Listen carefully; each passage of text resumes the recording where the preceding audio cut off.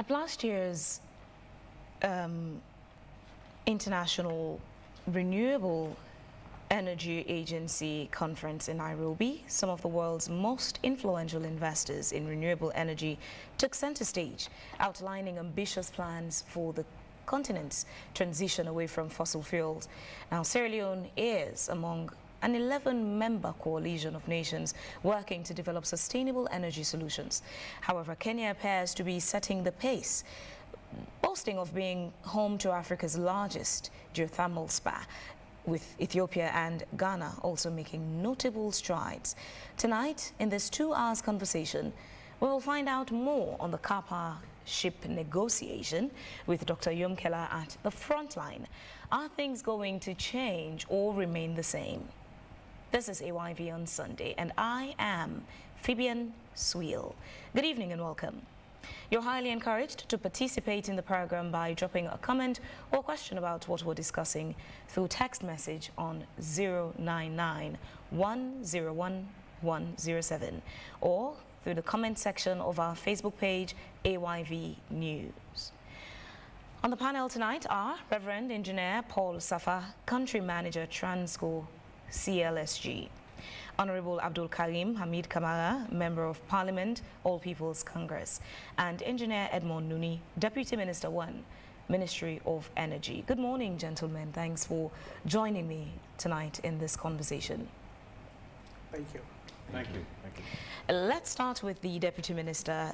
This conversation on the energy sector and the lapses and erratic electricity supply has been a 2 decades plus conversation, but over the last couple of weeks or months in Sierra Leone, it's been quite burdensome on people with the, erratic supply there of energy. And you've been saying over the last couple of weeks there are negotiations ongoing with Kapa ship, there are actions you're intending to take within your ministry.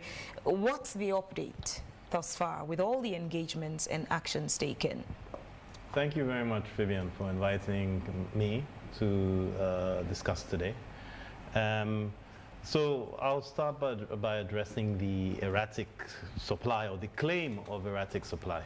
So we in the energy sector are keeping track of the energy supply, how much we have to distribute and where it's going. Month on month, we have around 60 to 70 megawatts of electricity for Freetown.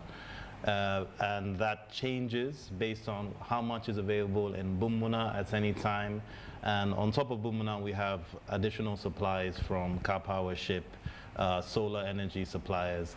And now we've repaired some of EGTC's generators, the ones at King Tom specifically. So between December to January, we had around 70 megawatts that we were distributing. In February, that has been fluctuating between 60 to 65 megawatts. So there has been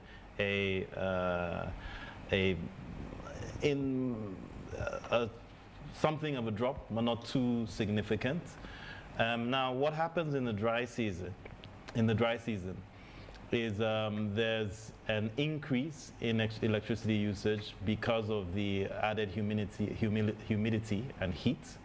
But there's also an increase in the breakage of the network due to various environmental factors.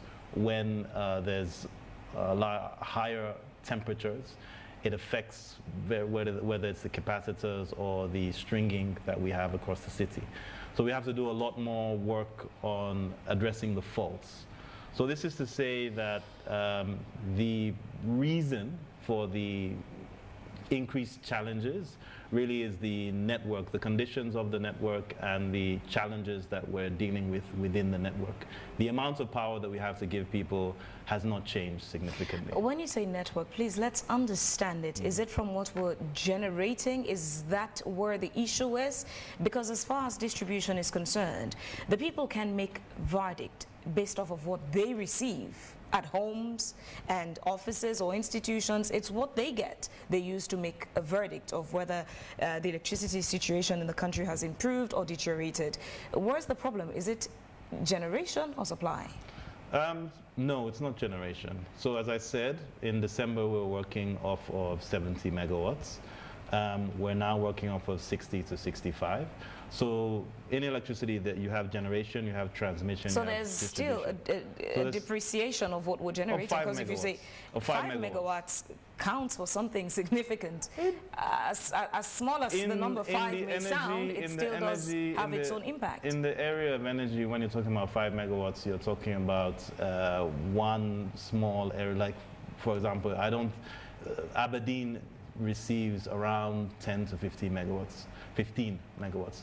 So 5 megawatts is, if you spread 5 megawatts reduction across the entire city, it's not that significant. It won't have a huge impact in terms of how much generation we have to work with. But to answer your question around what do I mean about the network, by the network, it's the cables and transformers that we use to get electricity to your home. We have been facing some challenges within the network, but we're addressing those challenges. What has led to these challenges? Because in as much as we've never been to a point of getting 24-hour electricity, uninterrupted electricity supply in the country, it's really not has been a point of serious concern. It was as if the make do the usual people understanding 24 hours electricity is not our issue, but it has drastically depreciated. What led to these problems? Now you're talking about transformers. We've not heard of any major incidents where transformers blew off across the country. What happened? What led to this drastic change suddenly?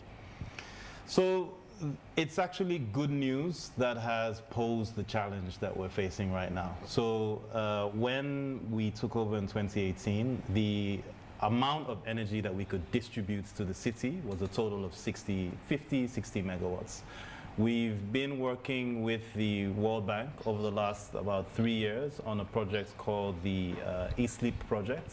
The ESLEEP project, I'm sure people have seen the construction of additional electricity towers and stringing across the city.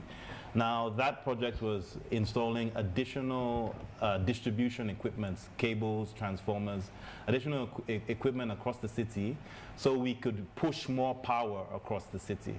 So we went from being able to distribute only 60 megawatts to now we're able to distribute 130 megawatts. That means we brought a lot more people online into the network. We have a lot more connections that we've done. Our access to electricity in 2018 was 26%. It's now 36%. And that's across the country, whether it's Freetown or elsewhere. The ESLEEP project finished in December of last year. There are a few finishing touches that we're doing in the east around Devil Hall, Waterloo. But even as of today, we've now gone from 60 megawatts to 130 megawatts. So what we're working on now as governments, we realized that the 60 megawatts that we've been dealing with all these years is definitely even more so not enough. So we've worked again with the World Bank and the IFC. We're currently building 80 megawatts of solar, which will be finished between November and February next year. 40 megawatts of that solar is in Newton, another 40 megawatts is in Kamakwi, but both of those will be shipping power to Freetown. And we fixed the King Tom generators, that's another 10 megawatts. We're currently repairing the Black Hole Road generators, that's another 15 megawatts. So all in all, by February of next year, we should have 117 megawatts of new generation based in Sierra Leone coming online. So that will solve that gap between what we have and what we need. Where are our current sources of electricity in country? Our current sources are Bumbuna, which generates 48 megawatts during the rainy season, and it comes down to around 10 megawatts during the dry season. We then have Car Power, which we have contracts that we're talking to them about. That gives us 65 megawatts in the dry season and 20 megawatts in the rainy season. We've recently put King Tom generators back on. That gives us 10 megawatts. So before the recently... And then we have 25 megawatts of solar. So before recently, we were only on Kapa and Bumbuna. Before recently, we were on, but that's why I was trying to finish. We have 25 megawatts of solar IPPs. So it was Bumbuna, solar IPPs, and Car Power. I asked because the question there is, what happened to the other sources of electricity we had in country?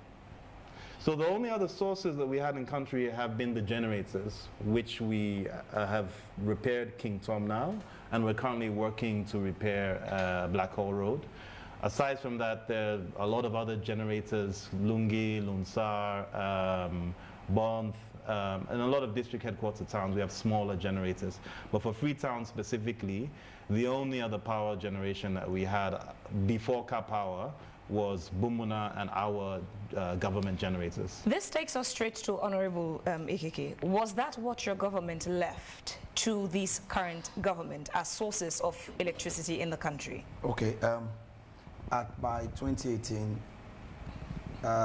we had many other sources of energy. And listening to all the key players around the energy sector currently, I am more confused than I was a week ago. I am more confused because when you listen to the lead of the energy sector currently, he was bold enough to come out and say there is a problem in the energy sector.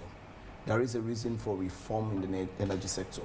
And he accepted to apologize on behalf of the EDSA to the people of Sierra Leone for the current situation. When you listen to the PR of the sector, it's a different story altogether. But coming back to what you're asking for, by 2018 and the current situation of the energy sector, I would say, it's a mixture of many factors that has led us to where we are. By 2018, we had the Kington Power Station running, we had the Black Road running, we had ADAX running, we had the Bumbuna Phase 1 running, and at the end of, by 2017, when we started the talks on the Bumbuna Phase 2 in 2011, and by 2017, it was passed in Parliament with many other clauses inside. And so by 2017, the project was going to commence in 2018, effectively after the elections. So there was an urgent need for a kind of substitution for the Bumbuna Phase 1, because when you're going to work on the Bumbuna Phase 1, it means automatically for the 3-year period we're going to use it, there was going to be a drastic absence of the Bumbuna Phase project. That was why the car powership was brought in. And if you listen to Sanepo, he said by 2017, the car powership was here, but it was negotiated, but it was never put on by the APC government, meaning it was strategic for the ongoing project of the Bumbuna Phase 2. But I would say, having listened to my brother, the deputy minister, I am left with some shocks that it's now we're repairing the Kington Power Station, meaning for almost 7 years, we left it aloof. Nothing was done on it. We put up the Agreco, the Charlotte project. If you go around Charlotte today, that entire community that used to provide water for the dam, I can even say 100 meters off the dam, there are houses now. So meaning we abandon it also to for it to get damaged.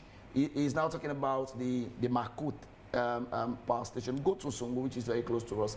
That solar panel again has been abandoned by government. So it is a deliberate ploy by government to suffer the people of Sierra Leone, because it's not a situation where we don't have it. When he calculated, he said we are now running between 60 to 70 megawatts, meaning getting the car powership alone at the initial stage, we had Bumbuna, even in the dries, goes to 10. We have Black Road gives us 20. You have Kington gives us 10. You have the Charlotte and other plants alone without the car powership. We're very close to 60. So you ask yourself the question, had we maintained all of these facilities, was there a need for car powership? But closing those other subsets to just subject us to car powership brings many questions to mind. Like Kande said, we need to investigate the EDSA itself. Was somebody collecting behind the doors? Or was it meant to create problems for us? The Deputy Minister has made it very clear that in the dries, that is where we needed the car powership, because the Bumbuna will go down. So in the implementation of the Bumbuna Phase 2, one of the biggest problems that we are going to solve in the Bumbuna Phase 2 was to create a kind of dam, a reservoir of water, which will give us an increased power supply during the whole of the year. By the Honorable AKK, sorry, let me just interrupt you there and let's take a pause on that. I would like to get answers to those questions. Why was the system which was in place in 2018 put on a pause to now turn our attention to car powership, which is more expensive for the country? What happened? Why did that happen? So there are several things to address. In the first place, when in 2018 there were 2 car power ships in Sierra Leone. During the election, APC had the car power ship at King Tom running, and they had the car power ship in the east running at the same time. Post 2018, that's when both ships left. We also came to the conclusion that during the dries we did have a gap, so we need to bring them back, and so we brought back 1 ship. At the same time that you said you had the car power ship there in order to prepare for Bumbuna Phase 2, and then the next sentence you say, in the dry season we also realized that there's a gap and that's why you need the car power ship. You needed the car power ship and you used the car power ship. I don't know why Nepo made any comments that he made, but the car power ship was here. In fact, 2 ships, and you know that there were 2 ships here and they were in operation. We renegotiated and brought back 1 ship, and even that 1 ship, as far as we're concerned now, we need to figure out a way how to phase it out. Now, to hit or to discuss some of the other points that you made. Black Hole Road, in the first place, it's 16 megawatts, not 20 megawatts. King Tom is 10. That's where you're correct there. ADAX in June of 2015, ADAX scaled down, and then they were bought by Sunbird. Sunbird, it's only May of 2024 that Sunbird has done their first new shipments of ethanol. So between ADAX and Sunbird taking over, they had to do a lot of readjustments to whatever they're doing there. They're a private company, they're not governments. And in fact, when I started as deputy minister in May of June of last year, I also heard about ADAX assets being up there, and we should be using ADAX assets. So I immediately reached out to the owner of ADAX, and I said, hey, I've heard about you having megawatts up there, and I want us to contract you. We agreed, and we had a call, because he was in the UK at the time, so we had a Zoom call. We discussed his assets, we discussed the potential of using, at the time he was claiming 32 megawatts. I said, I want you to switch this on tomorrow. How do we sign a contract with you so you can start work? And not only that, I said, because it's biomass and it's renewable energy, let's even send me a proposal on how you can create these sugarcane or elephant grass generators in at least 4 or 5 district headquarter towns. I had that conversation, it's in my phone here, I had that conversation with him on, I think, the 24th of May. He was supposed to get back to me the next week. 2 weeks later, he hadn't gone back to me, I reached out to him. A month later, he hadn't gone back to me, I reached out to him. July, still no word from him. It was in October that I learned the power that we're shipping from Bumbuna to Freetown, ADAX is making use of that power and they haven't been paying EDSA. That was when I messaged him again. I said, you haven't been responding to me for the past 4 months. I'm learning that you're taking power, you're not paying. We're going to cut you off. That's when they started responding. And then after that, recently, about 2 or 3 weeks ago, some representatives of ADAX came and said they could possibly supply us. I said, let's have a conversation again. How much can you supply? He said 1.5 megawatts. I said 1.5 megawatts. We have a gap every dry season of 50 megawatts. 1.5 megawatts, by the time it comes into Freetown, with all the line losses, you're talking about maybe 0.7 or 0.8 of a megawatt. And that's not even enough for one part of Freetown City. So for me, some of these claims about ADAX, I've investigated ADAX. I want to switch on ADAX tomorrow if it can be switched on. From everything that I've seen, it can't be switched on. There are lots of issues that I think we need to be more But precise everything you mentioned does not still clearly speak to what led to the discontinuance of maintenance for the other infrastructure we had in country devoid of the car powership arrangement. Why did we stop maintaining our infrastructure, our electricity generating infrastructure? Well, we didn't stop maintaining it. There were challenges. Stop does have a meaning, because if it was not being maintained all that while to now, the word stop, according to the dictionary definition, qualifies to be used in this context that it was stopped? Because it was not being done, so it's equivalent to it was stopped. So every 36,000 hours of a thermal engine, which is what these generators are, you have to do what they call full overhaul. Order the parts, do a full overhaul. 36,000 hours without operations, you're talking about 4 years. So every 4 years you have to do a full overhaul, and that will keep your engine to, your engine's life will be... When was the last time it was done? Before very recently? Before that, I think there was about a 2-year gap between when it was due and when they finally could get it done. So you agree now this constitutes stop? Because it was due to be done, but it wasn't done. It was due so to be it done, still but constitutes that it was stopped. It wasn't done immediately because of Why not? financial challenges. For example, Wärtsilä engine in Blackhall Road that we're repairing now, that's going to cost us $2.2 million to do full overhaul on Wärtsilä. But between doing that and getting car power, which is more expensive and productive to the country? Now, it depends. For us, we're trying to get as many inside Sierra Leone, and by inside Sierra Leone, I mean land-based. We're trying to get as many of our land-based solutions up and running as possible. King Tom and Blackhall Road are definitely going to be cheaper than car power. But here's the issue with car power that I don't think everyone has really communicated properly.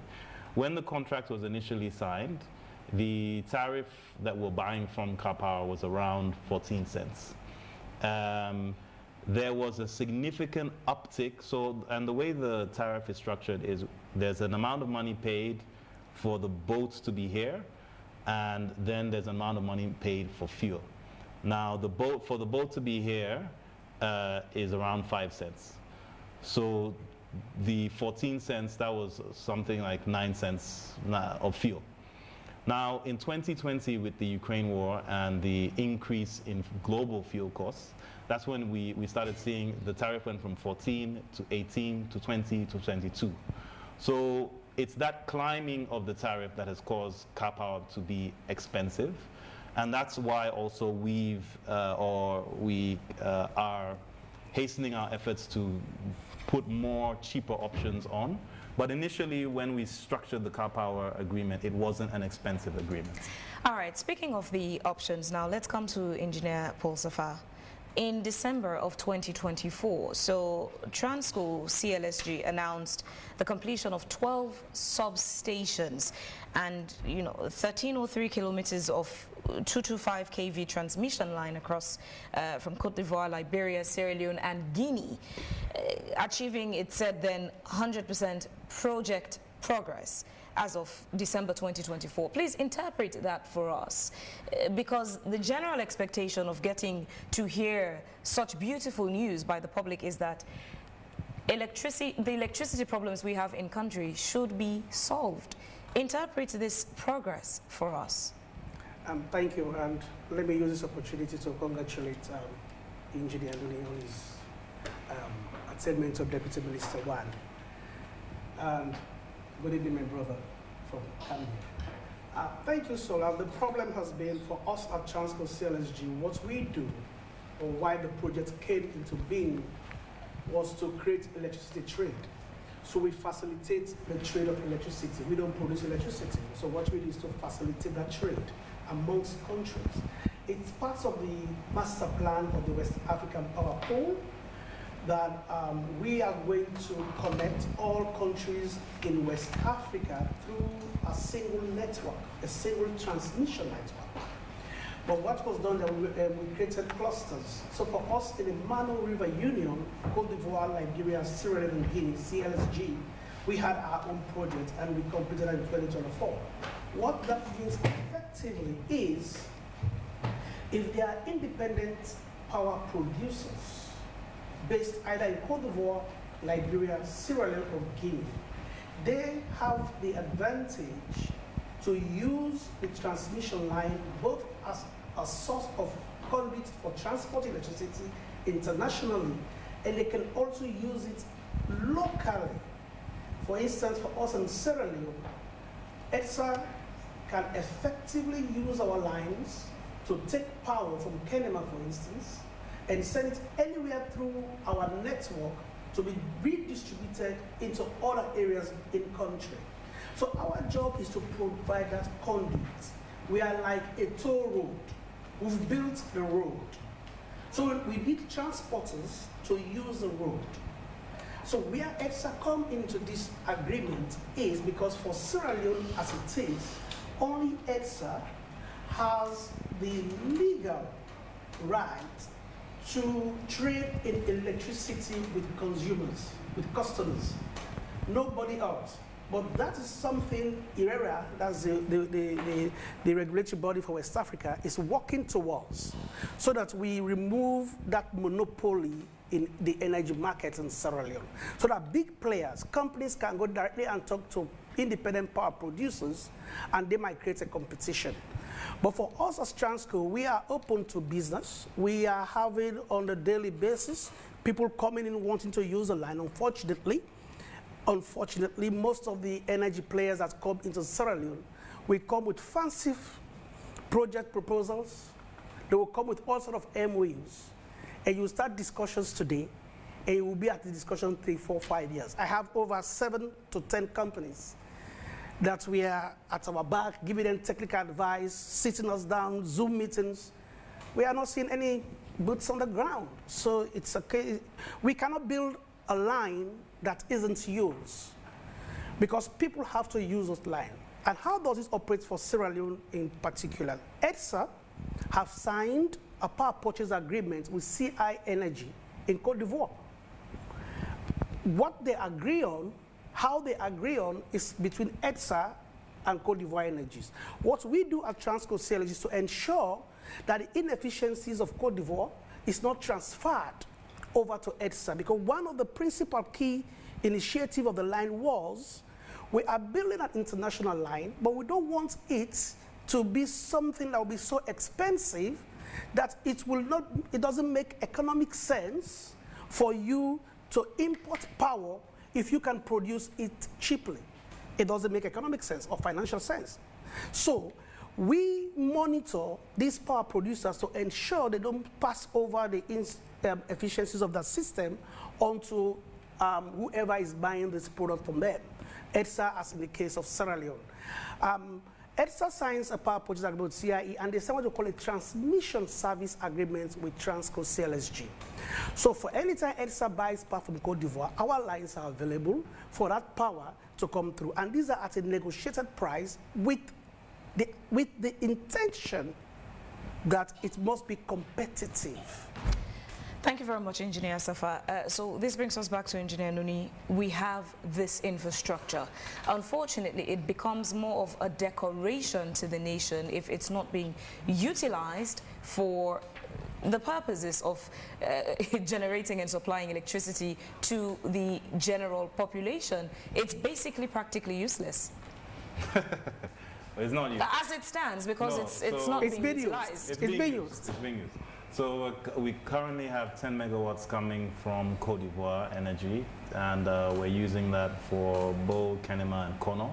The power in those 3 cities is coming from CLSG, 100%. We recently have signed a new power purchase agreement between EDSA and Côte d'Ivoire Energy to increase our supply to 30 megawatts from Côte d'Ivoire. Now, what else? The other thing that we've been doing, our long-term plan and solution, remember I mentioned that we have 130 megawatts of distribution that we need to provide for the city of Freetown. So where we want to get that from is by purchasing 50 megawatts from CLSG suppliers.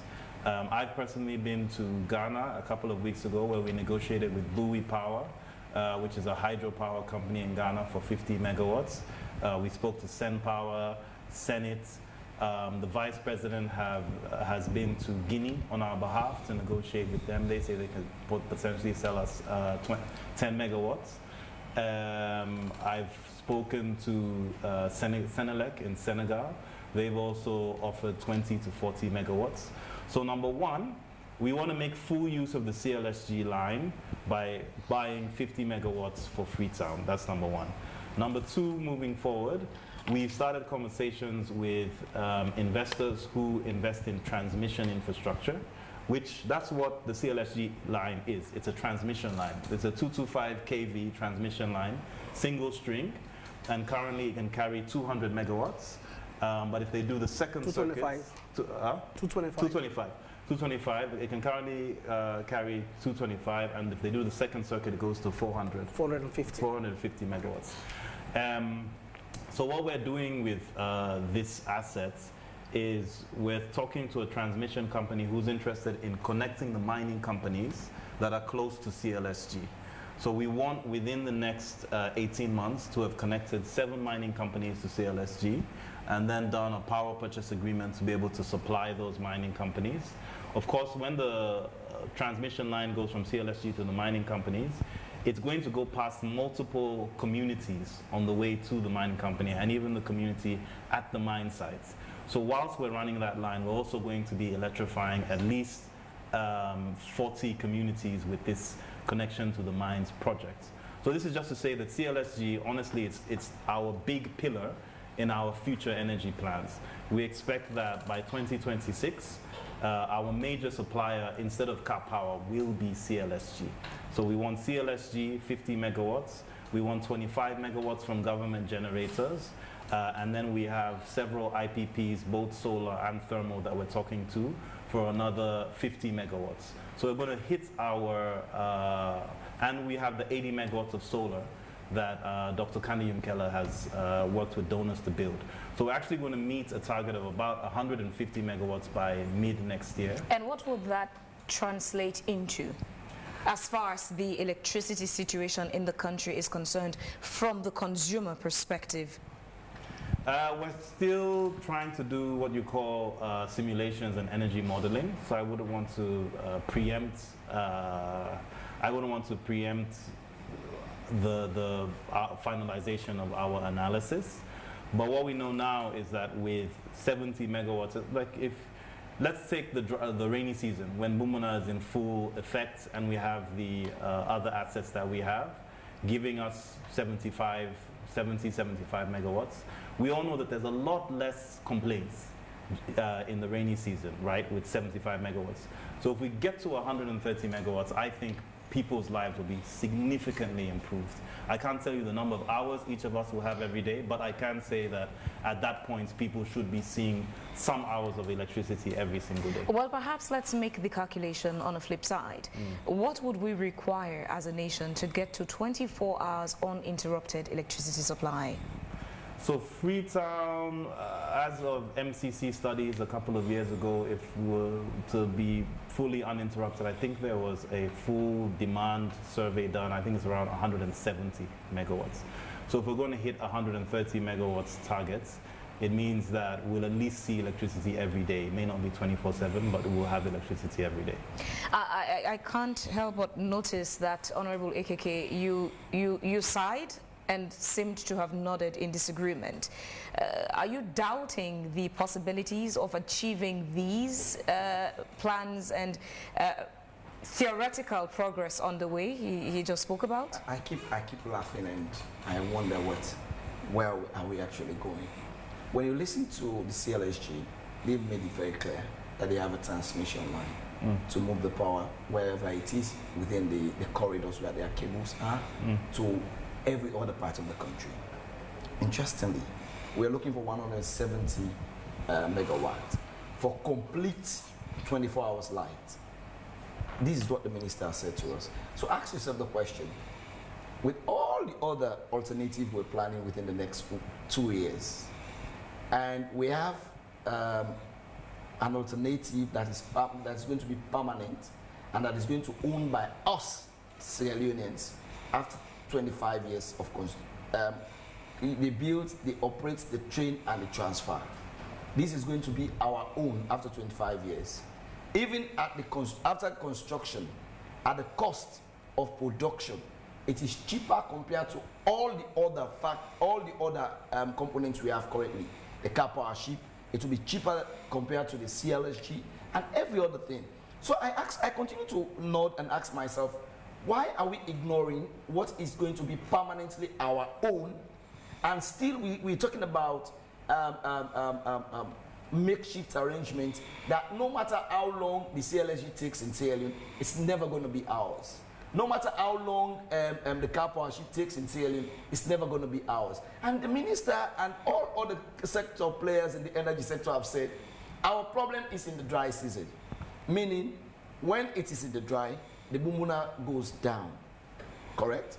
If this is our problem, and this is why we're talking about buying 50 megawatts from CLSG, this is our problem. This is why we're saying we're buying from the car power ship.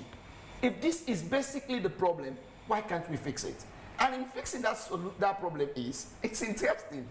We have a Bumbuna Phase 2 project that says, at the commencement of the project, within 3 years it will be completed.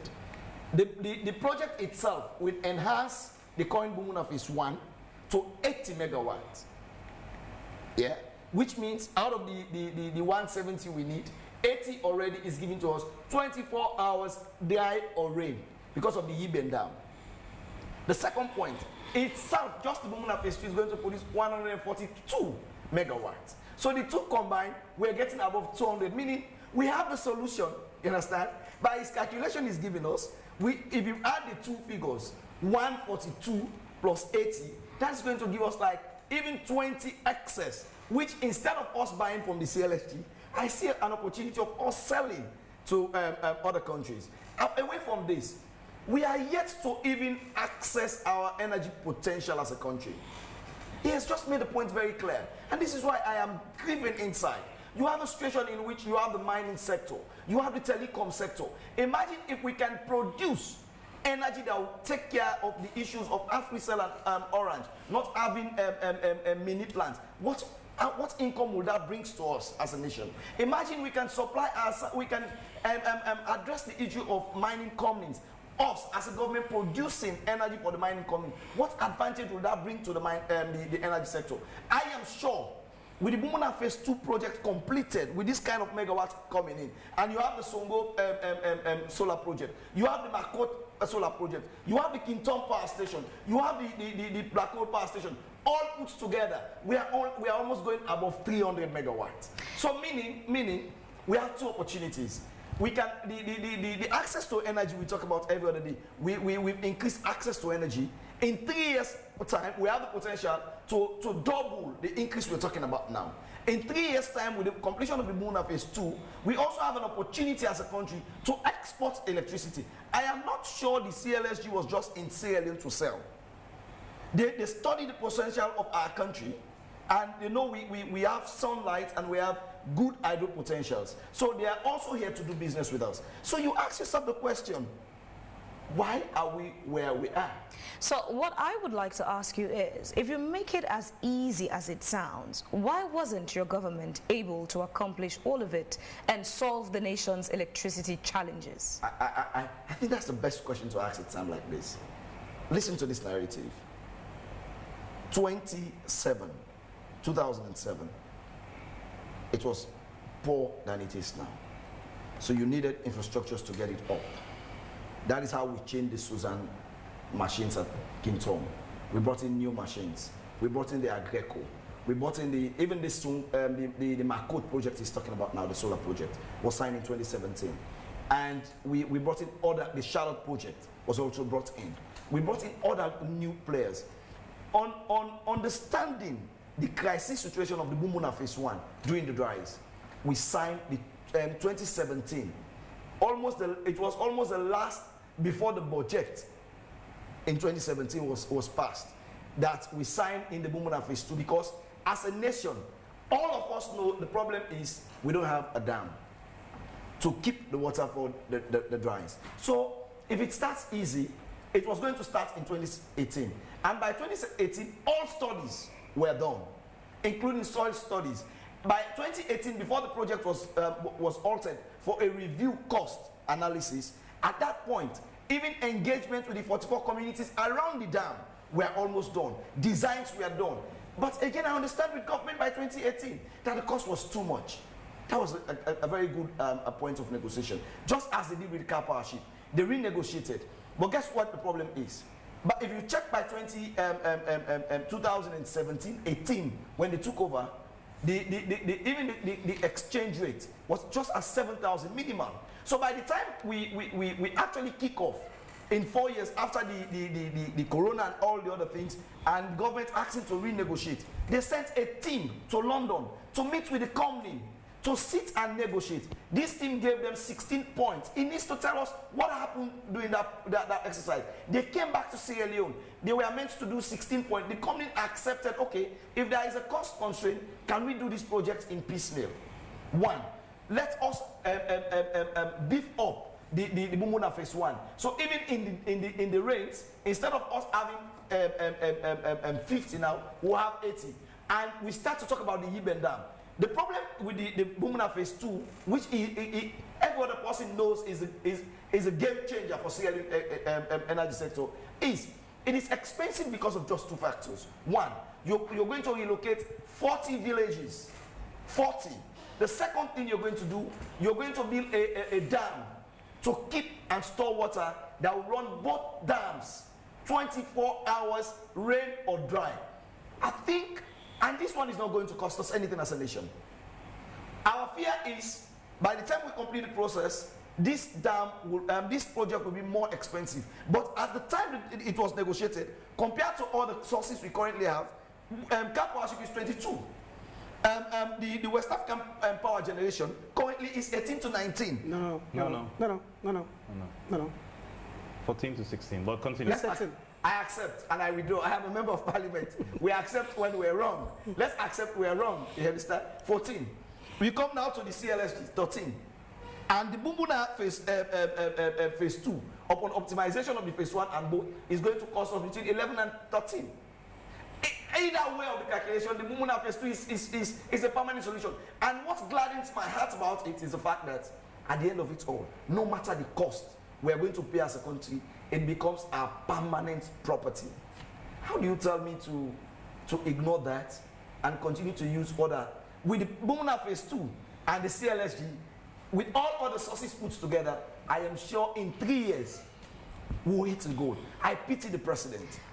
I pity the president. Let me just land this. I pity the president. I see a man who has not been well briefed on the energy sector. I see a man who has not been, the facts have not been laid bare before him. Because even with the current trend we're talking about, even with the current cost we fear, if the president has been well briefed, he will champion the energy sector, not just as the political head of the sector, but even the negotiation. This is a big goal for President Engineer Nuni, it seems your opposition has done the work for you. Well, nicely painted solution. Would that work? That's a solution that's purely in a figment of his imagination. So Bumbuna as phase 3 projects, I'm happy that he mentioned that it's going to be 14 cents. Bumbuna phase 1, as it exists now, it costs us 3 cents, 3.5 cents per kilowatt hour. What Bumbuna phase 2 is, it's called a diversion weir. You have the dam, and then you have a diversion weir that it's a tunnel that goes into the dam and takes water downhill. Now, because these developers, and by the way, Bumbuna phase 2, it's private people, it's private sector. It's not government.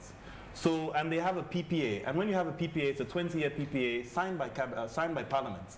So we can't just come in and say, we're going to break your agreements. They have the full leeway to have been continuing the project. So the financial issue, and I'm glad that he mentioned that it's expensive, is our current Bumbuna infrastructure costs us 3.5 cents. They're saying that if they build this diversion weir inside the dam and add another 50 megawatts, they now want to take our existing turbines and add it to their existing turbines, and they run all of them for 14 cents. So we have 2 turbines that we already own that we're paying 3 cents. They say if they finish this project, we have to give them our turbines. They now have all 4, and we're paying 14 cents even for the 2 that is already ours. So that's one issue with that contract that was signed that was extremely concerning for us. The second issue, as I mentioned, this is a private sector company. They've never been told to stand down. They've never been told to put their tools down at any point in time. We're currently in conversations with them around where is your project, why haven't you done anything, why haven't you started constructions in any way. At some point we'll be going into arbitration with them to say, you were given a PPA by the previous government. When we came, we didn't come and cancel your PPA. The only thing we said we wanted to do was to have a discussion about the price. We've had a discussion about the price. They have the right to have been continuing work. We know for a fact that they haven't been able to reach financial close. In energy projects, there's something called financial close. And what that means is, someone will come and say, I want to build a dam. This is how the dam is going to work. The government has signed a PPA with me, they'll pay me. Then they take that document and they go and find investors. So this private sector company, they've been going around the world trying to find an investor for the project. They've not been able to find an investor for the project. That's why the project hasn't started. This is not a government project, it's a private project. If they finish tomorrow, we'll buy power from them tomorrow. It's like you said, it's cheaper than car power. But as it is now, they haven't made financial close, so they haven't even started. They haven't even started the project. So, and let me also give some more information. So Bumbuna is extremely important to us. What we've decided to do with Bumbuna now, there's the existing 50 megawatts in Bumbuna. We recently contracted a company to do another 50 megawatts of solar panels along the sides of around the Bumbuna area. We're also in discussions with another company to do what we're calling Bumbuna Phase 3. This one, instead of being in... We've not done Phase 2. How are we heading to Phase 3? Because Phase 2 might not even happen. It's not our project. It's a private company's project. If they can make it happen, fine. If they can't make it happen, fine. We as government, I can't wait for someone else in order to give my people power. We have to look at all of our options so our people have power. So Bumbuna Phase 3 is going to be downstream. It's also going to be a diversion where it's going to be 40 megawatts. And it's not going to take the existing assets as part of their projects. They're going to sell 40 megawatts to us as part of Bumbuna. So the entire Bumbuna complex is going to be 150 megawatts, and we want to meet that target within the next 3 years. So that's where we see Bumbuna going. If the Phase 2 folks make financial close and they finalize all of the few small points on their PPA, we'll tell them to, yes, let's do the deal and start your construction. So either Bumbuna is going to be 150 megawatts or 200 megawatts. It's really up to the Bumbuna Phase 2 developers. We haven't stopped them. Engineer Paul Safa, let me put you on the spot here. We seem to have a challenge with EDSA, and I'll get to the minister to respond to some of those issues as well. You begin to wonder that it's prepaid. The more people consume, the more you're in business. It's like our mobile phones. The more you make phone calls, the network permits you to make phone calls with your top-up. The more the company makes money because you're utilizing it. Business is booming. But it's not the case with EDSA. Do you see the need for Sierra Leone to get to a point where we change our current structure with electricity? You know, with the telecoms, there was a time when it was only Sierra Tel, but we got to a point where it was opened up. Now we have multiple mobile companies. If Sierra Tel is not giving me as a customer the satisfaction I desire, I can easily switch to any of the other options. Do you think we need that in the energy sector? Yeah, we might reach a point where we may need that, but as a country, I don't think we are at that level yet. Let me tell you what I see. At what level should we be to need that? Let me tell you. The problem already stands. Now, let me tell you what I think is one of the issues with our power situation. The first thing, we have to depoliticize it. If we don't depoliticize the energy sector, we are not going anywhere. APC, SLPP, for the past 40 years, we've been around. What do you mean depoliticize? We look at the energy situation and play politics with it. And I did a brief write-up in one of the WhatsApp fora recently, and I said, we have the Ministry of Energy, we have the board for EDSA, and we have the management team of EDSA. There is so much overlapping of functions that you see an intertwined of, and you don't know who is actually managing EDSA. Because to me, the ministry is responsible for the policies. Let the ministry concentrate on its policies where they want to drive the energy sector, where they want to see it go, and let the board of EDSA translate the policy of the government to key performance indicators and give it to the Director General of EDSA, Mr. Director. These are your KPIs for 6 months, for 18 months, for 1 year. And you come now and audit EDSA based on those KPIs. But if you are also part of, either directly or indirectly, part of managing those KPIs, then who are you going to audit?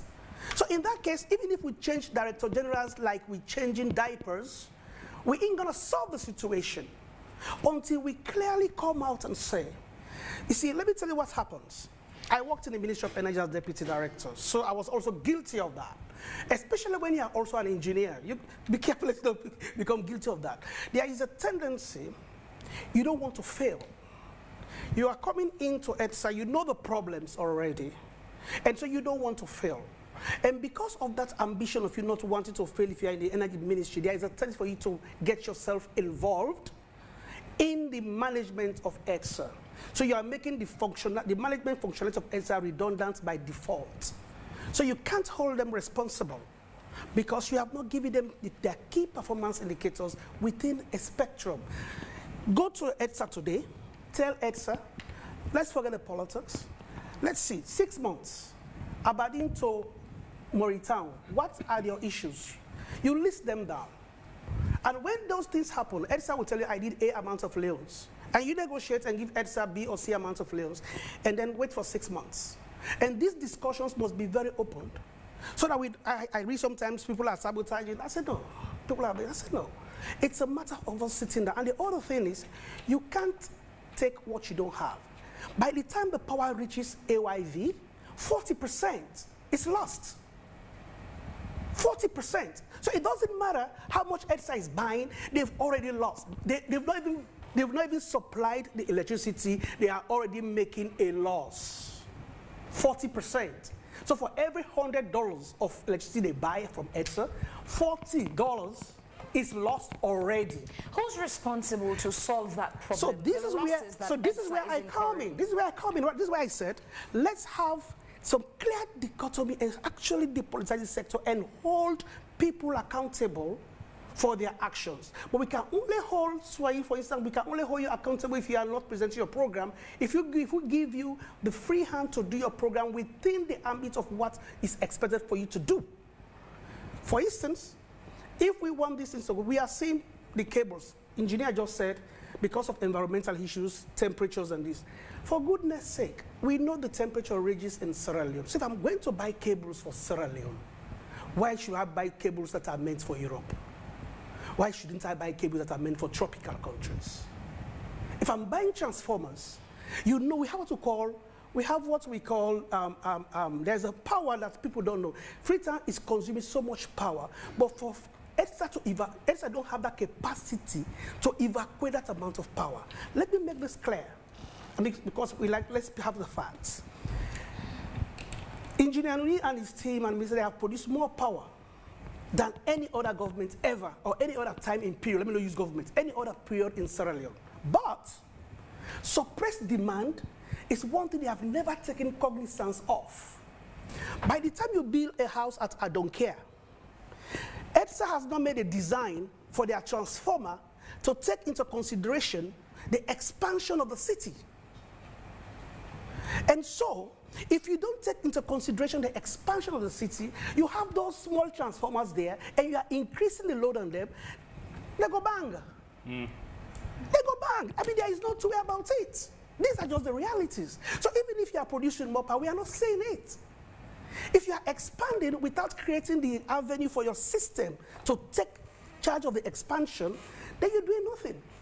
Today, as we speak, if you want somebody to come and give you 50 megawatts, they will come. But ask somebody to do 5 kilometers of transmission line, you hardly have somebody. Because transmission line is so expensive, but then the return on investment, it's so slow and so small that it's not lucrative to developers. So normally, government and donors take charge of transmission distribution lines, be it medium or low voltage lines. So these are the issues. So to me, let's go back to the drawing board. Go back to the drawing board. We sit down and we take section by section. Call the members of the Energy Committee. There's an Energy Committee in Parliament. Call EDSA. See, there's one thing called reliability and predictability. If you remember, I was almost on the airwaves in 2013, 2014 on a daily basis. So we tell people, if you get lights today, somebody knows I'm getting lights every other day. If somebody knows that he or she is getting lights every other day, EDSA is communicating that to them, and they get it, grumbling will reduce. But what will happen? If they see somebody else getting light 24 hours, and they are getting alternatively, naturally, these things happen. So it's a matter of us being predicted, to have this predicted timetable and work with it efficiently, depolitize the sector, and let the policy issues, the policy makers, dissociate themselves from the management of EDSA, and let's hold EDSA responsible if they have not worked on the KPIs we give them. Gentlemen, do any of you disagree with his submission? Only if you disagree. No, do any of you disagree? I don't disagree, but I have things to add. Okay, for me, I disagree, but from a different point of view. Well, what's that point? Okay, let me, Phoebe, and this is, I'll say this in the public, because most times I see people say, oh, you need to engage government. I have engaged the former deputy minister before he left. I went to his office on several times. I did not see EDSA as the body that is meant to regulate the energy sector by providing direct electricity. For me, if you ask me, I see EDSA to be a kind of NATCOM in which they regulate all the players. Because, take for example, I told him one day we were talking, we had a conversation, a private conversation. I said, what if we have all the players and we zone Western area, Freetown for example, say from Aberdeen to Waterloo, down that place. We can give that to a one company. Because one of the problems they talked about every other day is theft of light, you understand? Check how many staff do you have at EDSA. Check how many volunteers do you have at EDSA. The volunteers outweigh the total number of actual people working in EDSA. Go to EDSA today. Check, by the way, after 2018, I agree with him, we don't politicize the energy sector. But these are actual realities. The tariff was increased. GST was added. It means we have enough. Our people are paying for the services. If you go to, I was shocked when the minister said, places like Kono, Kenema, and Bo are enjoying from the CLSG. Kenema has a power station that has a generator. Bo has a generator. Kono has a generator. What I was expecting is, in as much as they are enjoying from the CLSG lines, those generators that were there were meant to either generate power to send back to the national grid. But guess what? They are packed. Why? Because we cannot afford fuel. Go to Lungi. As though we have a generator in Lungi, we've also, as a government, ratified in Parliament a new agreement for a company to provide solar energy. Meaning, our basic problem in the energy sector is not just the availability of the resources, but it's again the lack of accountability around the energy sector. How do you use car power sheet, provide you electricity and every other thing, then you cannot pay? How do you use those substations, you provide fuel for them, but yet still you cannot buy the fuel? What is wrong in the energy sector? As he rightly said, we can depoliticize the energy sector. Yeah, we can depoliticize it. Allow private sector players to come in. But again, I have said over and again, sincerely, with all the facts I have with me, when I was told that the president has taken up the mantle of the energy sector, I breathe a sign of relief. Because for me, from what I know we have people who are willing to come in, but the amount of kickbacks that they are asking them of is also responsible for the current state we find ourselves. Engineer Nuni, you said you disagree slightly. Yeah, and then my brother also, Honorable AKK, also spoke, and I disagree even more.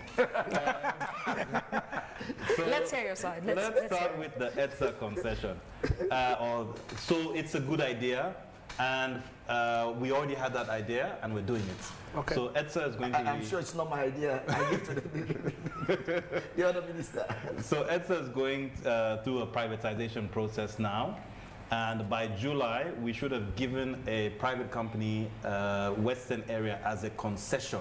So just like this idea that you're having with the zones, we will be doing that, but it will be for the entire Freetown and other places where EDSA has a grid.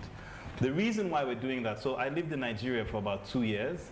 In Lagos, you have 4 or 5 what you call discos, distribution companies. Lekki by itself has 10 million people. So if someone gave you Lekki as a concession, you'd be very happy. You, as a power company, you would jump at that. But if someone gave you Aberdeen only as a concession, for international power companies, it's not too attractive. That's why you have to look at the whole city. So we are doing it, but we're doing it Freetown as a whole. Will be, EDSA is now going to sit at the top and be regulating this private sector company that's going to come and run the commercial operations of selling power to the people and ensuring that there's adequate supply. Now, you raised a very important question around how is it that we're collecting but we're not paying the suppliers. It's important and it's true. We can't hide from it. However, there are 2 scenarios that you highlighted, and there are 2 different reasons. So in the case of car power, remember I mentioned that in 2020, the tariff adjusted upwards. And as you know, car power's tariff that was negotiated in 2018, that PPA had to go to Parliament. So I'm sure all of you saw what the tariff was at that time, and it was fine. So this is a collective decision that we all made at that time as a country. What adjusted the amount upwards was the fuel cost. So in 2020, the fuel cost went up, and so now EDSA sells to all of us for 18 cents per kilowatt hour. Because of fuel costs, we're now buying from car power at 22. So you have that 18 to 22 gap. That 18 to 22 gap, Ministry of Finance is paying for that 18 to 22 gap. So that's one of the reasons for this. There's collections, but then there are gaps in payments. Number 2, when we talk about Lunsar or Lungi, I think 2 weeks ago I signed the PET form for 105,000 liters to be supplied to different places. We've analyzed a lot of these towns that we supply power to. There's one town, I won't name the town, but there's one town where I looked at the analysis and we're supplying about $10,000 worth of fuel every month, but our collections in the town, it's somewhere around $4,000 worth of fuel. It's a small town. It's a small town, and it's a small, I think, units. I think 800 kV or something like that. It's a small town. But these are the economics that we're dealing with. And so Ministry of Finance looks at some of these situations, and we really say, yes, we know that EDSA isn't going to break even on this. This is disastrously bad for business and bad for the people. So what's the solution you're coming up with? Now, Combra governments we get, most of the time we didn't look at economics. So that's why for the fuel in some of these towns, it's Ministry of Finance buying and saying, this is a social good that we're doing.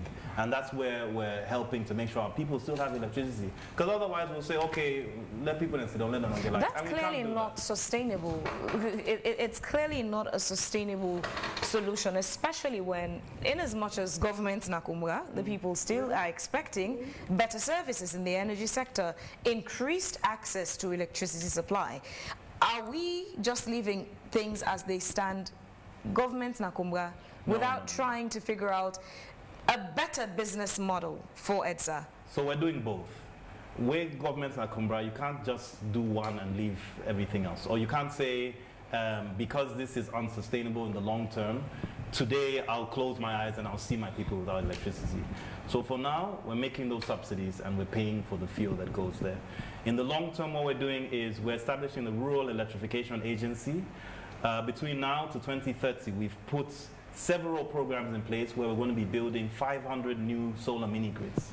So these solar mini-grids is where we see unlocking power for our rural communities. We're looking at solar mini-grids. We're also looking at something now that you call floating micro-solar. So instead of building a full dam to have a solar plant, there are these new turbines where the turbines float in the water and they can generate electricity for about 300 homes in our rural communities. So we're looking at all of these options, and these are some of the projects that the Rural Electrification Agency, which we're going to be bringing to my brother in Parliament later this year for them to approve for us to create, is going to spearhead.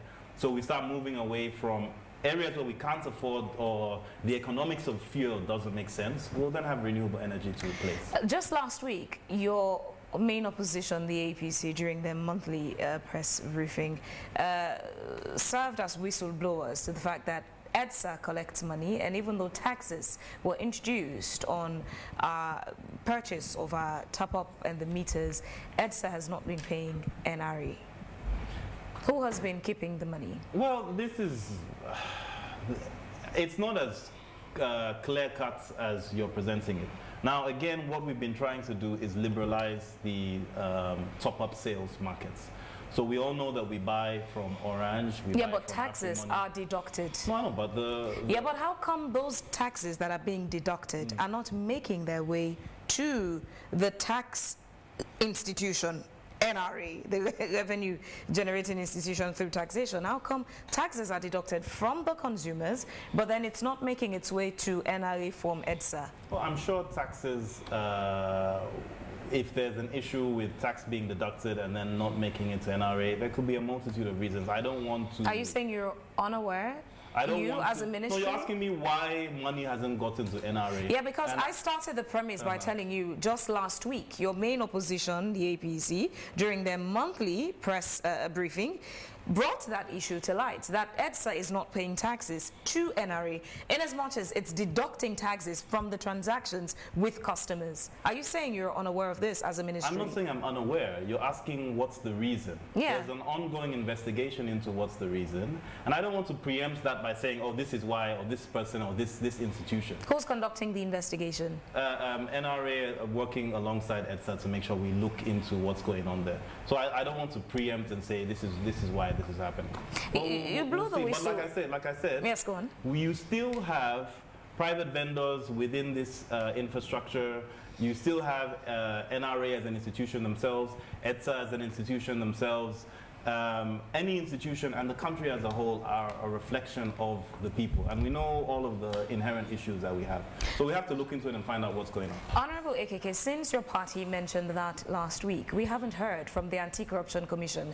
Is that a concern? In fact, it's not the just... silence of the ACC on this matter. Okay, let me say this. It's not just that one issue. If you go to the audit report, yeah, it is written in black and white, the 2023 audit report under the energy sector. This is how painful it is to be in opposition. If you say today, AKK, who is part of the opposition, has taken away even a bottle of drink, the next moment you'll be sent to CID, sleep in CID, charged by the ACC to court, even when there are no evidences. This is a clear cut of corruption within the sector. It is clearly written there that they added GST. This is how painful it is in the energy sector. There were no GST by 2018. They added GST. We understand it's a service. But if you've added GST, for God's sake, pay this money back to government. I agree with the minister saying, for want of evidence, okay, we are constrained in giving electricity to places where we cannot get the money back. But imagine if the GST EDSA is collecting is actually being paid into the NRA and sent back to the Ministry of Finance. That would have been enough to stimulate and run those other power stations. I agree with you, but this is where I differ when it comes to the issue of energy. Just like water. First of all, let me recommend to the minister, there is no need for us to have the Energy and Water Regulation Commission together. These are two different ministries. They run two different programs. Having them together, this is why you have this EWRC cannot regulate the cables that are coming anymore in the country. And look at the capacity of the staffing capacity in that sector. You have very few people, 10, 12 people running a whole sector that is meant to regulate the current. These are the people that are meant to regulate the cost, the price for even our rural electrification project. But let me come back to where I was. Like water, I have said over and again, our people can afford water if it is provided. Because a basic home where there is no water in Mount Royal spends between 4 trillions a day to 100 leons just for water. And there is no way government can provide water for us and we pay 40 leons a day. So hey, what you need to do is provide the services. When it comes to electricity, all over the world today, electricity is not just a government-run business. It's a private sector-driven business. I have seen countries like Nigeria, you stated, they get income from the energy sector. Why is our own case different? Why is our case different? All I am saying here is, I have said, take Waterloo. Let's start from Mashaka. Mashaka to Waterloo, give one company. We sit as a country, and let me tell you what we gain. We gain more employment as a nation. We gain more taxes from these people, and our people get the services. Because the people who are going to run that get their profit as they run by day. From Waterloo to Jui, another company takes over. So all ETSA goes to do at the EWRC is going to look at what's the cost per kilowatt. Away from that, where is deprived? So out of what we get, as you say now, we run the lines. The lines are faulty. So what we get from tax could be used to run the lines, to expand the lines. Because the companies you bring in, like the Ghana model, they don't run the lines. They don't take the lines to the remote areas. It is the responsibility of government. So what you get as a result of the taxes you collect is what you take to expand the tariff. And when you expand the tariff, it gives more tax to government. So our case is not different.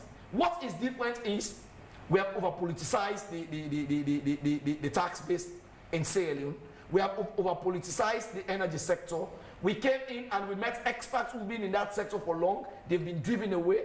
And again, we believe, oh, it should be, well, how for do? Now we people them. How do you allow, as government, we have 2 megawatts at Charlotte, and you allow people to encroach that environment? Go to the Taku Dam. I was there. If I went houses were broken, I was almost celebrating. Honorable Abdul Karim Koma, please, Kamara, please stay with us, gentlemen. Let's hear from the people of Sierra Leone. So our production team went out and, sought the views of ordinary citizens. Let's hear their opinion. More serious in this community.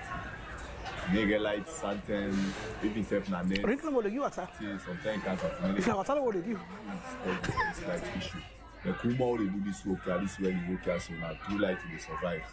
If you see now they buy fuel, put up a generator, they cost me a lot. So we don't tell the story by this year. I don't think about almost now 5 years from now we buy the same stuff. So the time for talk to government for the more back. This way back area section. They need the powerhouse, but we need to get lights, nothing. So we don't really understand what they go. They see we neighbor them, they get lights, they get black road, they get lights. But what they need so now, no lights, no they get. The electricity shortage in the country, Freetown to be precise, really worrisome, especially for the students then. More so way the time for exams, the approach, we really they strain and they suffer a lot. Because if electricity, how you able to do the shots? Almost day you get for charging phone, you get for charging laptop, in order for able to do the shots. Now currently there has been constant blackout, in the city. And like no day, if you not get the solar lights there, you need to be able for charge. Now one you need to be able for study that and you need to be able for charging phone. So this all are constraints we really the government need to look at, need to consider. Problem don't want to win at the east because like we so now they make the ice them, they make the ginger beer, all the well. Then with 2 days plaza, so they make 3 days, and then they have plaza well. So ginger beer back well, ginger beer not we know they say when you make ice, you see not get light well. So all that they don't they need to go on they get light. So they call on the government, they are letting us see so how they say. And they will not get no side forget fast this business so they do. The ice and the ginger beer. So now that we are Papa government now helps you.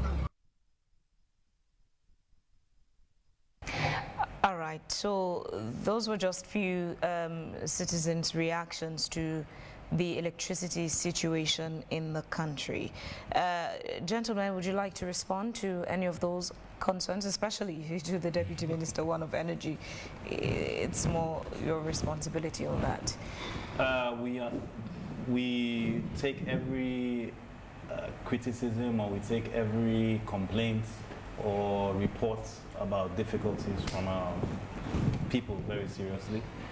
I personally have an open door policy and an open contact policy.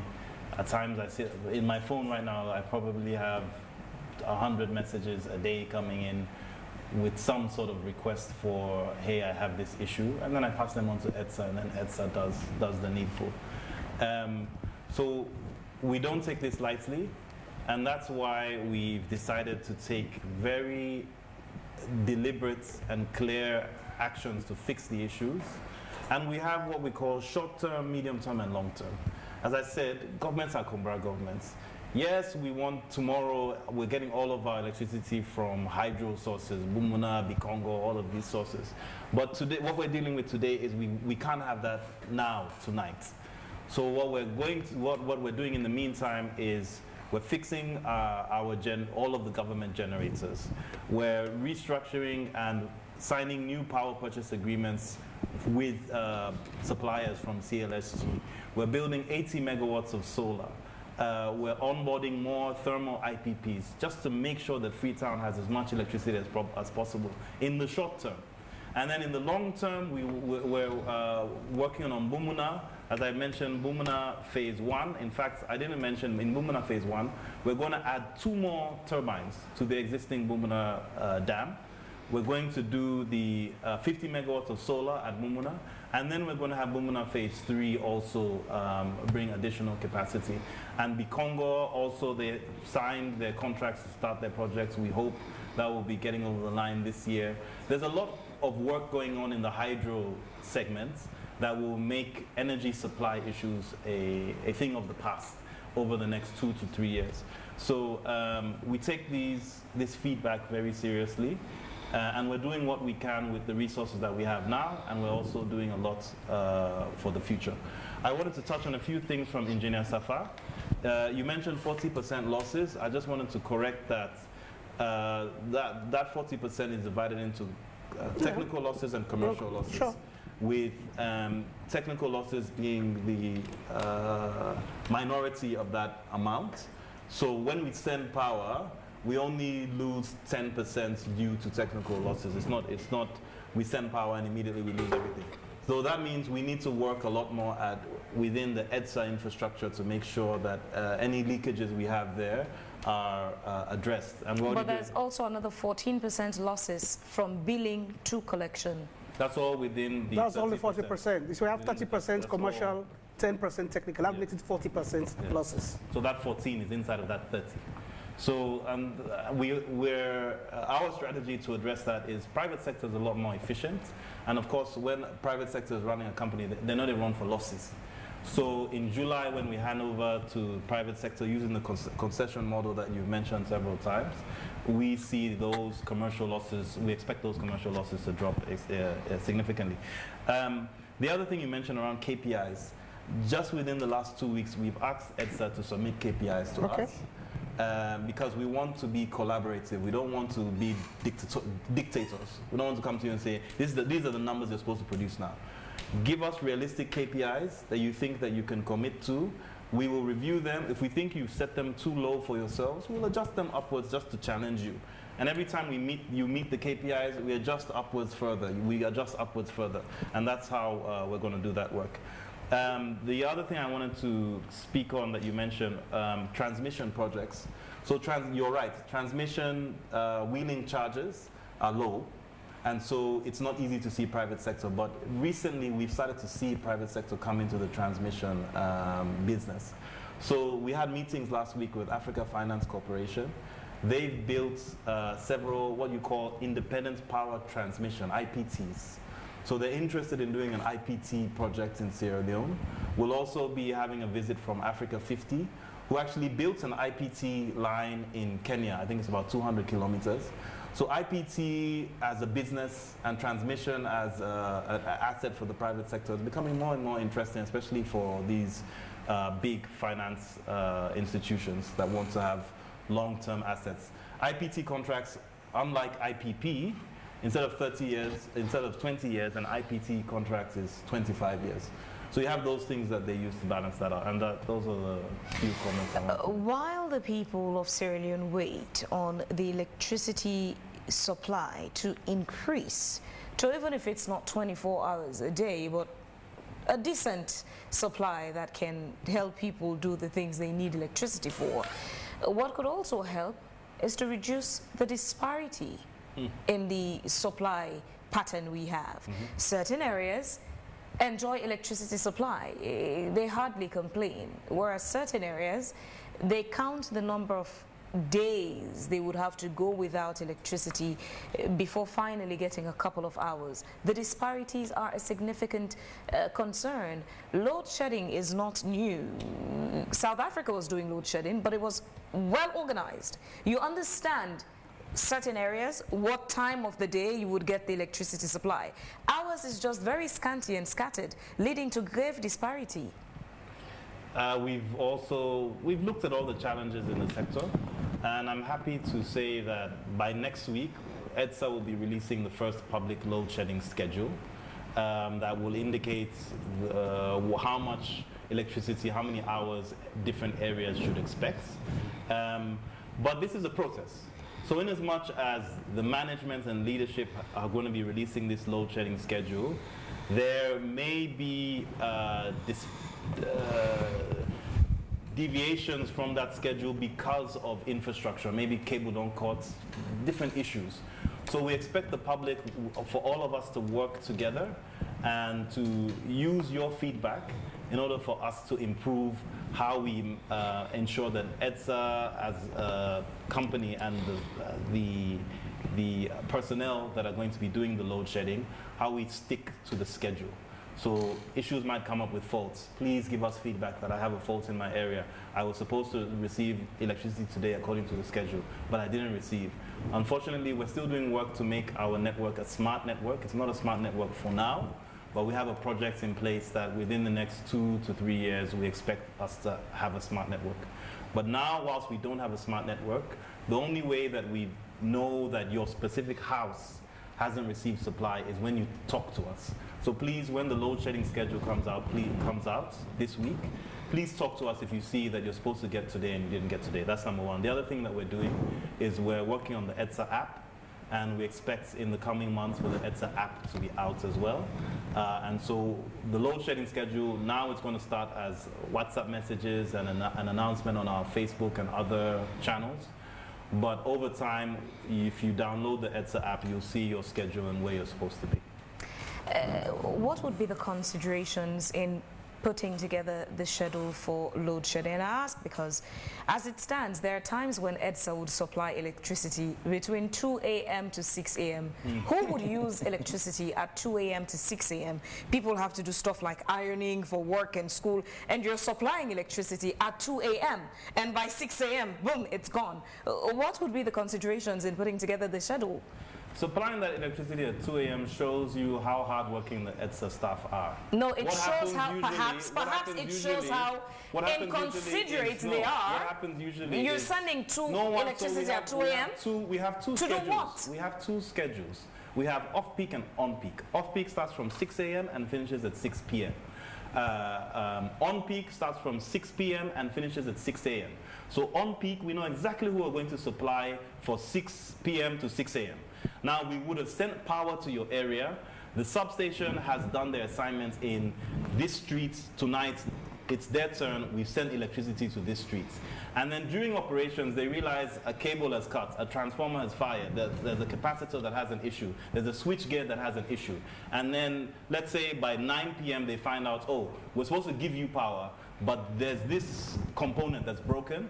Let's go and fix that component. They'll probably spend 3 to 4 hours going to the store, bringing the component, fixing the component, seeing what they can do to get you back to your supply. And maybe that you won't be reconnected until 1 a.m., 2 a.m. If that's the time that they fix your problem, they don't want to say, okay, just tonight, earlier within the on-peak period, she didn't have electricity because of a problem. Let's just be at same morning. No. We don't fix the problem, no give now. If now 1 a.m. we fix the problem, we able to give, we give. If now 2 a.m. we fix the problem, we able to give, we give. So that's how we are. I've been several times to multiple substations at night just to see and understand the work that our staff do. I've been at the King Som substation one time until 3 a.m. in the morning. I see how hard they work, and they are the node center.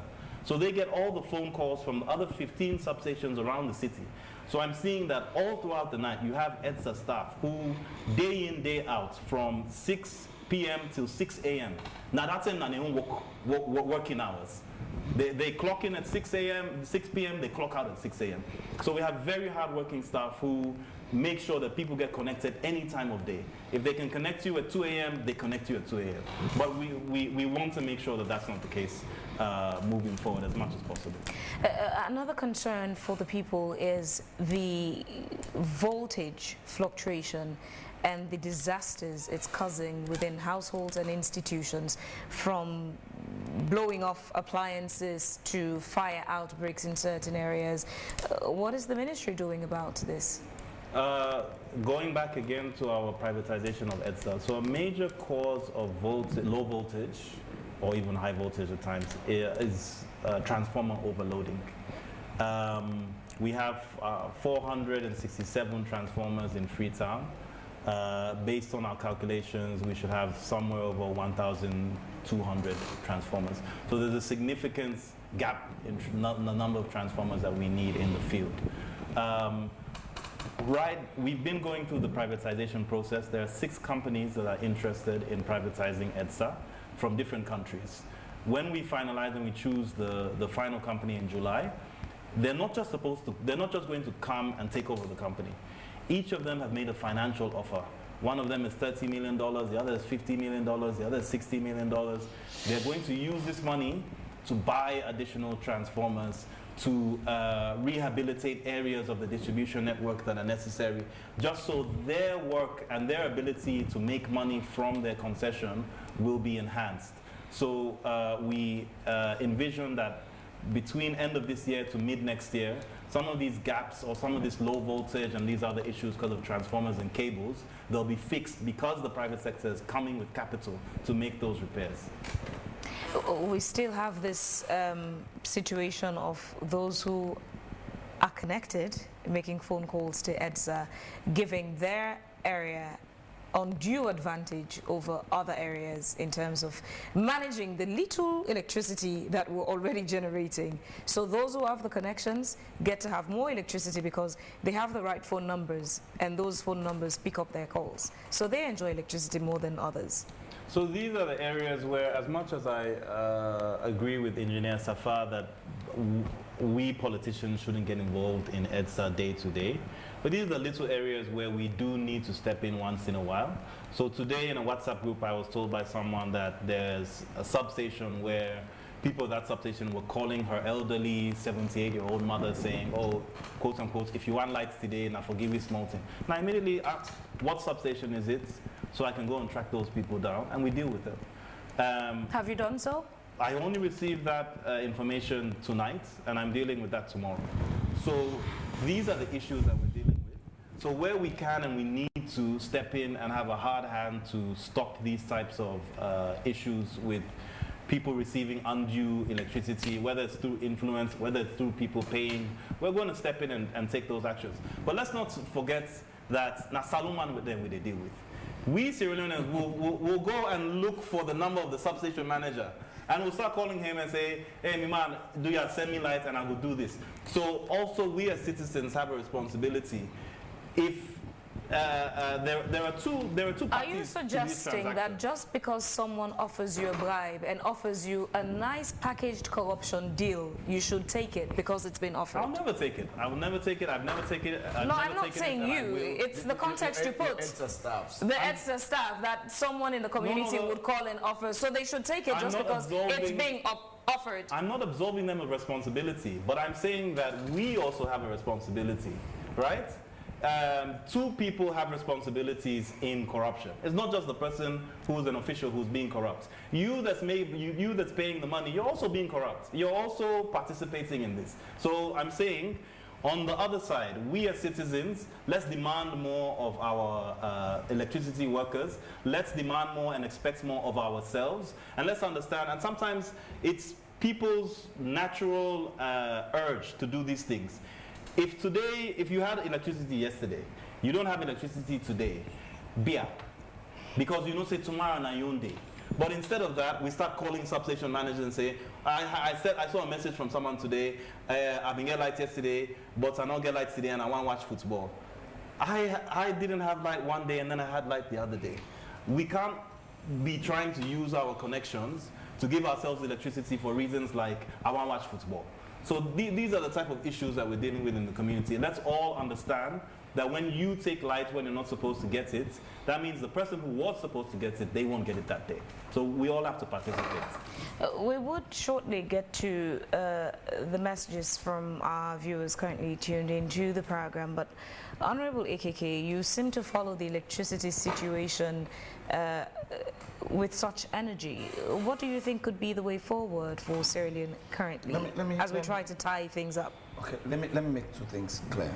One, I told the minister that I am expecting the EWRC to be separated for us to have effective monitoring of the water sector.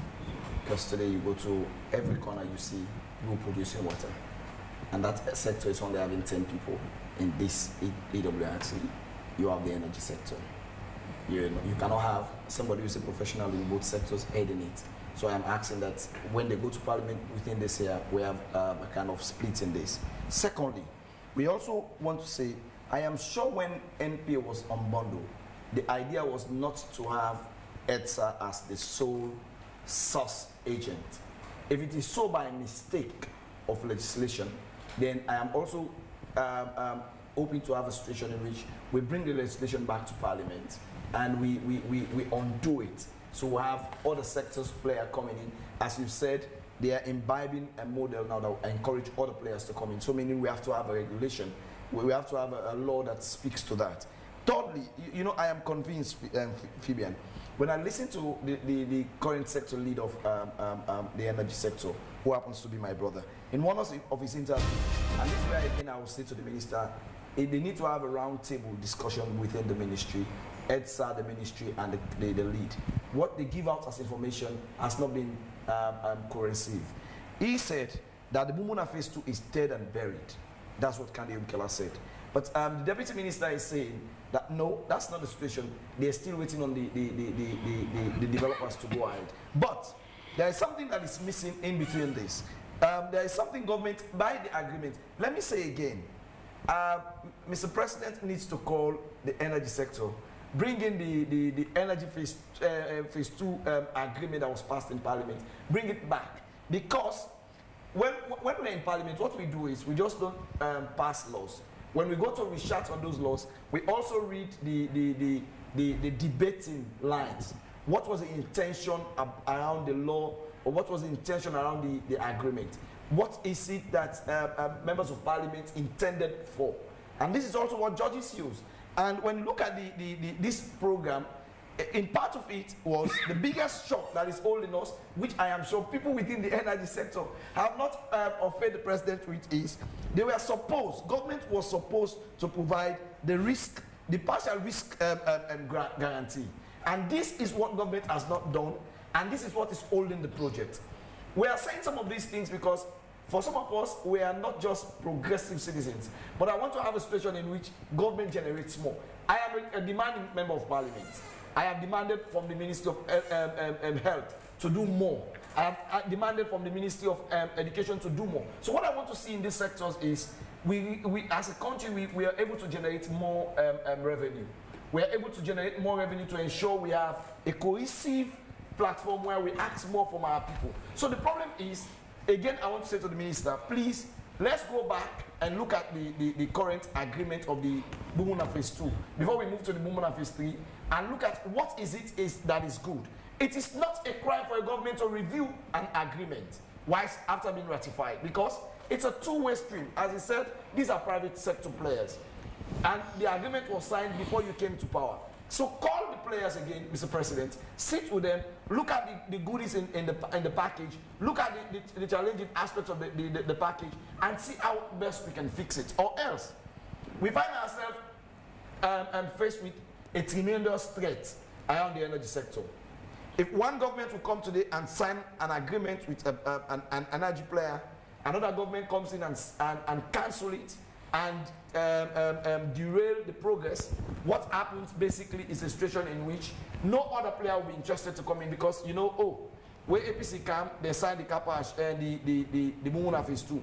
Where SFP come, they neglect I die. If me can sign an agreement with SFP now, where APC come, they will also neglect me and they will pull me out of business. We must ensure that those basic things like energy, water, education, health, these are basic things that are so old us. If we go into agreement with people as a government, as a country, we must own up.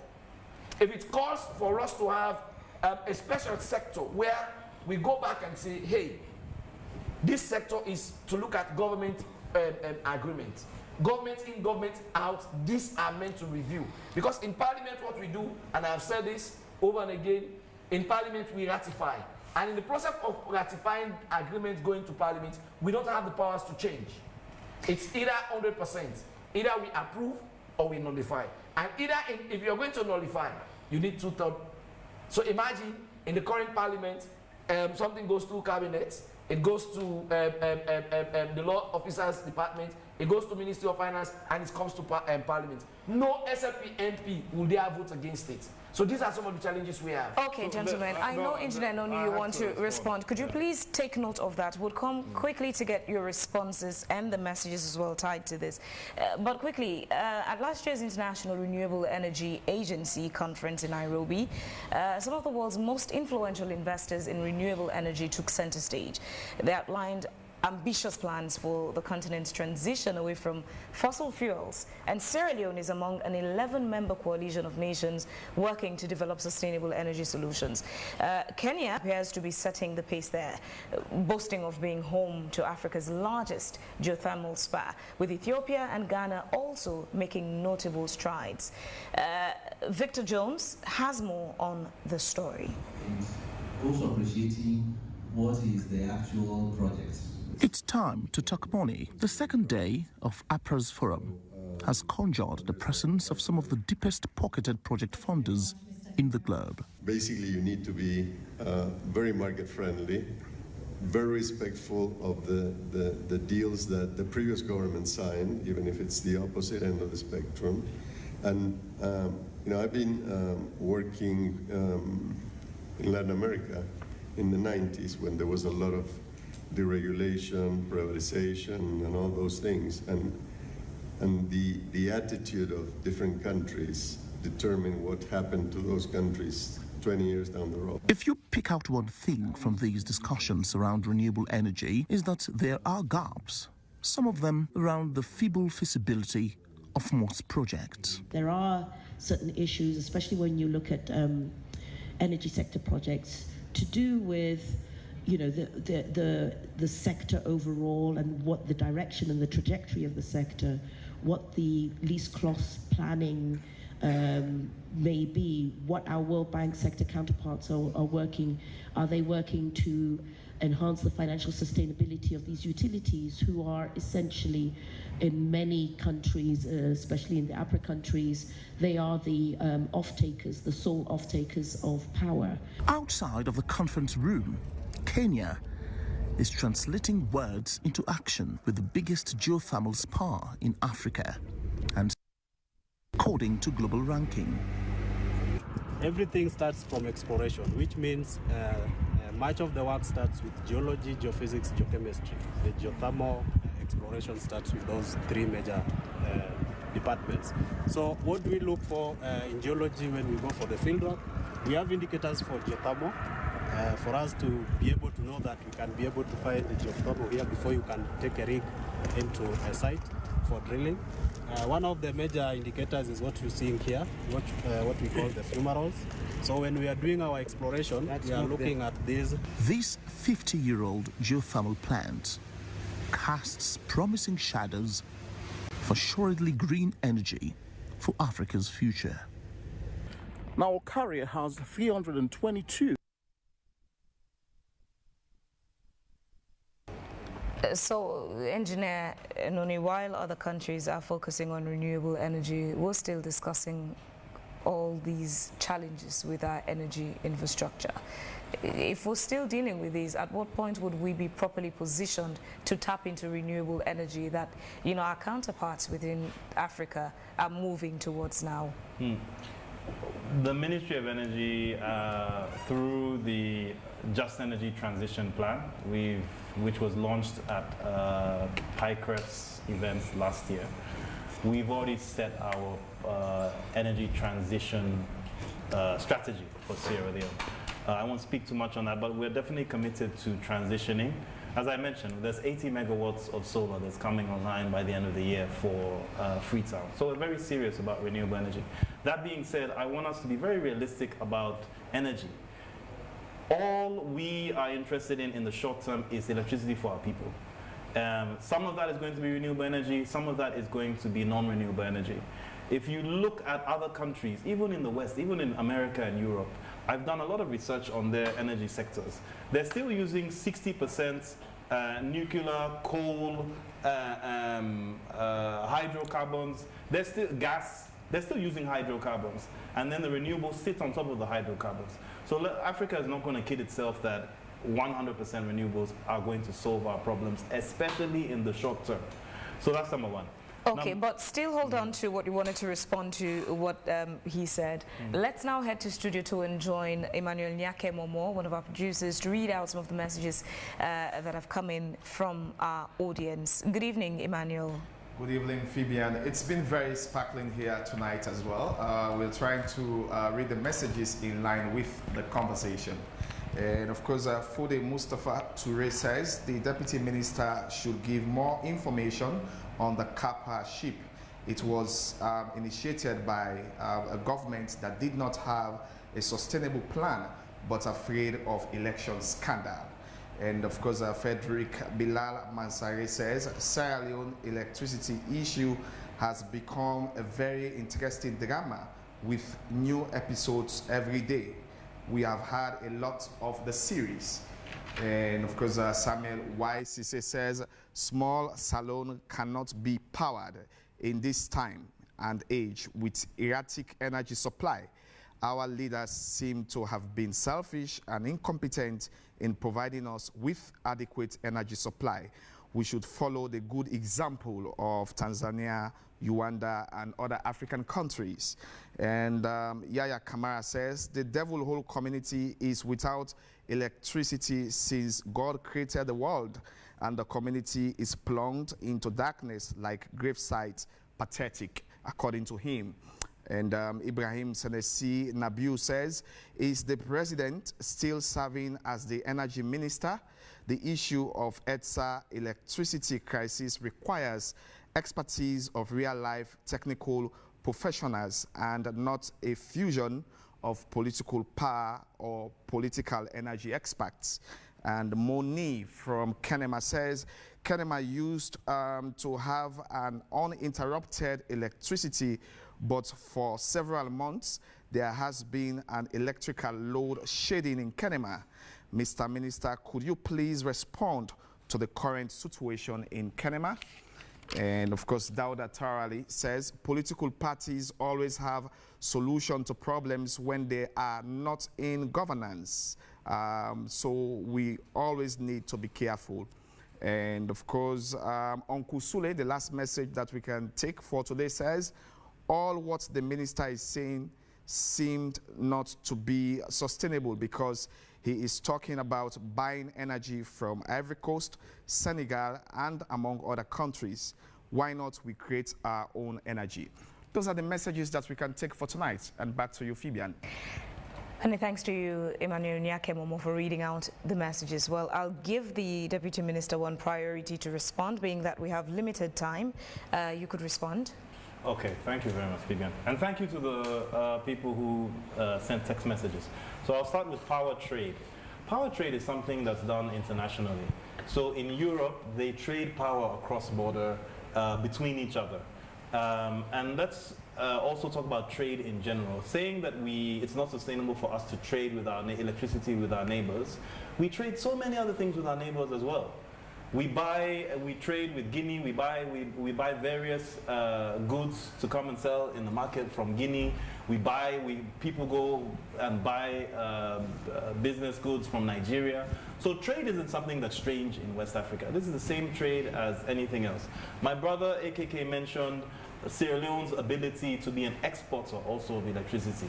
That is something that we want to get to through a group of about 4 hydro power projects that we're pushing private investors to complete, so that we'll also be exporting power at a later date, generating enough for us to be fully covered and then also to export the extra that we have. That's number 1. Number 2, Kenema load shedding. We've been doing the construction of new transmission lines, sub-transmission. Well, yeah, some of them are 66 kV, so transmission lines in Bo, Kenema. We're trying to increase. So my brother mentioned that sometimes governments used to not plan for the expansion of populations. We're trying to increase the amount of power that we can transmit and distribute in Bo and Kenema right now. And so that's why there's been some load shedding over the last couple of months, because we had to put off the existing lines to add new lines. But what we've been trying to do is to ensure that during the day we do the load shedding so we can do the work, and then at night we give electricity. Number 3, His Excellency the President is still the Minister of Energy, and he's being briefed very regularly on the situation. He's constantly talking to Dr. Kanda Yumkela and myself and other sector leads over WhatsApp, sometimes almost every day during the week, saying, I noticed this, what's going on here, please look into this. So he's being very hands-on, and he's got his attention on what's happening in the sector. In terms of more information on KPS, I think I've explained the disparity between our tariff and what we buy from them for. And we're currently talking to them, and we'll see. We have a plan on how to transition to more sustainable and more cost-effective power options, and moving away from car power in the medium term.